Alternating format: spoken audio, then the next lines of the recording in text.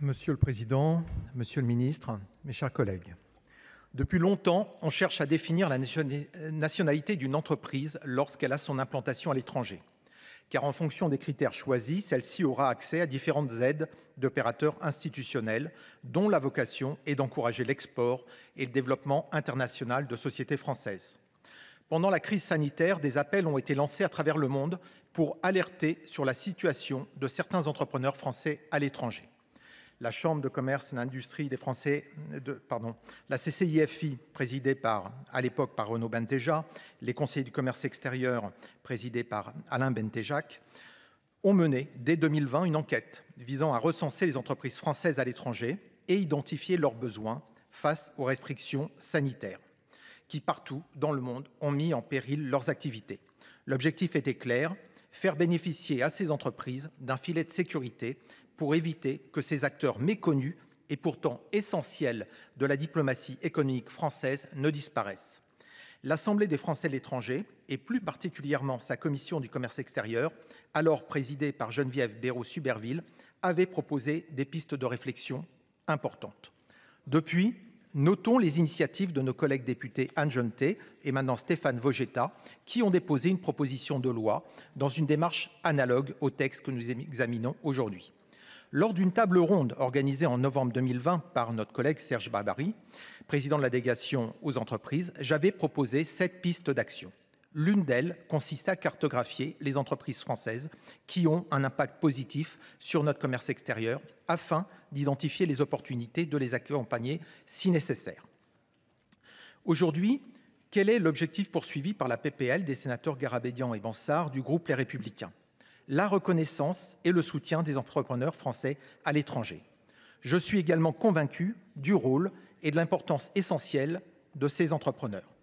C'est pourquoi j'avais fait adopter en 2021 un amendement à la loi « Développement solidaire et lutte contre les inégalités mondiales » porté par Jean-Yves Le Drian pour reconnaître nos entrepreneurs à l'étranger et leur apporter un soutien via l'AFD, comme vous l'avez souligné, Monsieur le Ministre.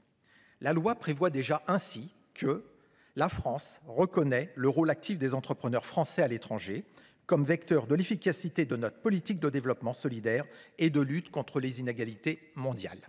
Je proposerai donc de changer le titre de la PPL qui nous est présentée en « Identifier et valoriser les entrepreneurs français à l'étranger ».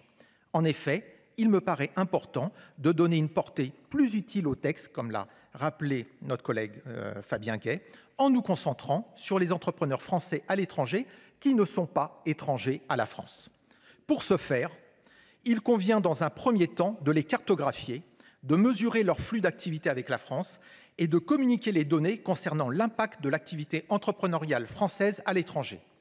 La proposition de loi déposée par les sénateurs Garabédian et Bansard du groupe Les Républicains comptait 187 mots répartis en 3 articles. 1 minute et 15 secondes pour le lire montre en main. À 3 mois d'une échéance sénatoriale, je félicite et remercie ses auteurs pour leur concision. Dans leur texte, nos 2 collègues assimilaient les entrepreneurs français de l'étranger aux seuls chefs d'entreprise majoritaires à l'étranger. Loin de la Startup Nation, les entrepreneurs de la tech abandonnent très vite la majorité de leur capital aux fonds d'investissement. Ils sont pourtant de vrais entrepreneurs, ne les oublions pas. Les 3 articles du texte proposé ont été judicieusement remaniés par le rapporteur de la Commission des affaires économiques, Serge Babary, et je l'en remercie. J'ai toutefois apporté 8 amendements à la version de la Commission afin d'apporter des précisions qui me paraissent importantes.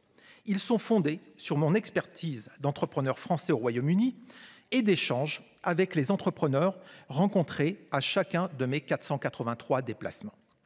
Je proposerai à l'article 1 de préciser la fonction de direction générale pour prendre en compte tous les entrepreneurs. Quant à l'article 2, la question des modalités du recensement reste entière. Des inquiétudes me reviennent déjà sur le caractère intrusif, non désiré par des entrepreneurs binationaux en particulier, et sur le sort des données recueillies par ces comités de recensement. La notion de volontariat n'apparaît pas. Il nous paraît indispensable de la préciser. Une cartographie est nécessaire pour identifier les entrepreneurs. Comme en toute chose, il faut pouvoir connaître la cible avant de pouvoir l'atteindre. Il serait souhaitable que les conseils consulaires, dont la loi prévoit une compétence en matière économique, puissent être associés au même titre que les chambres et les conseils du commerce extérieur. Enfin, l'article 3 crée un label. Je salue cette initiative qui souligne le dynamisme entrepreneurial français dans le monde, déjà incarné par la French Tech. Le nom Made by French, proposé par les 2 sénateurs les Républicains, a été éliminé par la Commission. Comme l'objectif à atteindre par le label n'est pas défini, le baptiser maintenant pourrait revenir à mettre la charrue avant les bœufs. Je proposerai également qu'un caractère d'attribution automatique, si les critères objectifs définis sont remplis, de nature à éviter tout arbitraire et possibilité de conflit d'intérêts dans les comités. Nous proposons également d'inclure des entrepreneurs qui ne vendent pas un savoir-faire particulier, mais qui œuvrent en faveur de l'attractivité de notre territoire. C'est le cas des conseils financiers, par exemple. Ils favorisent l'investissement en France. De même, il revient aux acteurs locaux de décider de l'opportunité de publier leur label ou pas.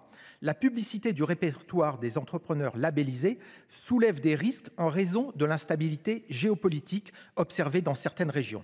Voilà pourquoi je proposerai la suppression de l'alinéa 4 de l'article 3.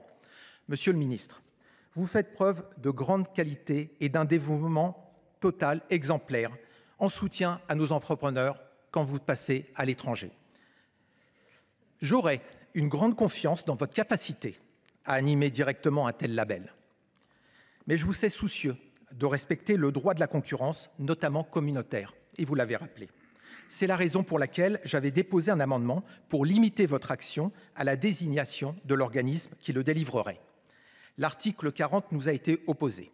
Si nous souhaitons éviter au label proposé le même sort que celui du Deutsche Qualität de nos amis allemands, il conviendrait d'être prudent avec le rattachement du label au ministère de l'Europe et des Affaires étrangères si ce texte devait être discuté devant l'Assemblée nationale. Qu'est-ce qui fait que les Philippins de l'étranger sont des héros dans leur pays?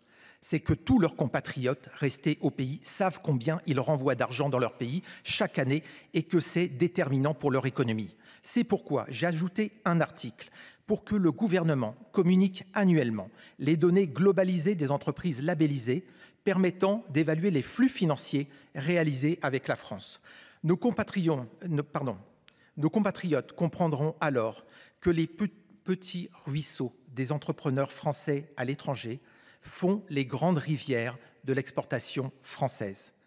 Notre groupe votera ce texte en espérant qu'il ne se limite pas, à l'issue des débats, à une initiative dont l'objectif resterait à définir. Je vous remercie.